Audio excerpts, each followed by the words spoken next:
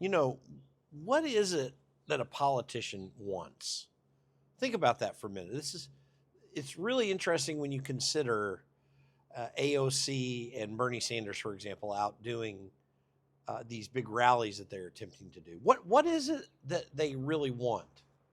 Well, this goes to a fundamental question that the founding fathers of the United States were asking, because you'll recall that in Federalist 51, James Madison made an argument about the fact that if there would be no government if men were angels, and that only angels could run a government that would not steal people's rights or harm them in any way.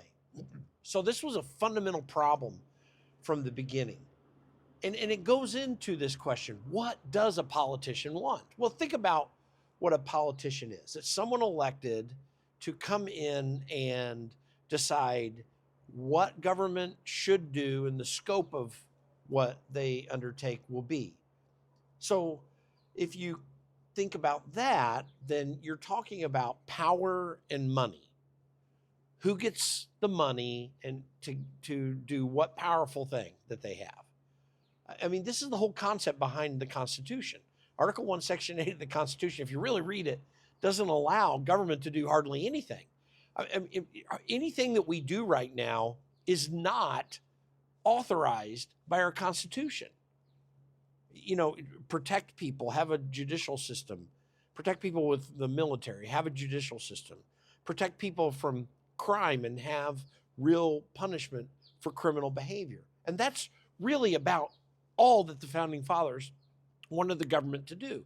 It also wanted government to do things that would not impede economic activity. So we designed a post office as one of the authorities in Article 1, Section 8. Why is that? Well, it wasn't to tell people what to say or send or how to communicate with people. It was to provide a means for that communication to take place. But the communication was always with the business person or the communication between two individuals at a time when there wasn't the internet and there wasn't phones and so forth.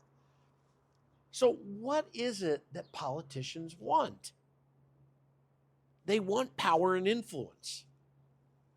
And when you hear a politician talk about a government program or something that government needs to do, you're talking about someone that's trying to advance their power and influence. When you have a discussion about what government ought not to do, then you suddenly have politicians throwing up their hands in disgust that you would even do it. This is what motivates people to oppose Elon Musk's Doge effort that is being directly authorized and taken care of and directed by Donald Trump, the elected president of the United States. And what's interesting is you have two guys there who need no power and need no money. And they suggest ways for you to just live your life and pare back this government system. And what happens? They're burning Tesla cars. They're burning various other businesses. They're trying to stop you from speaking. They're trying to keep you from undertaking what you're doing. They have a government system of regulation that tells you how to run your business, how to run your life. This is why there is so much rancor over what's happening right now in the United States, because you've got politicians who want to maintain power and influence over you so that they can make an excuse for what they do.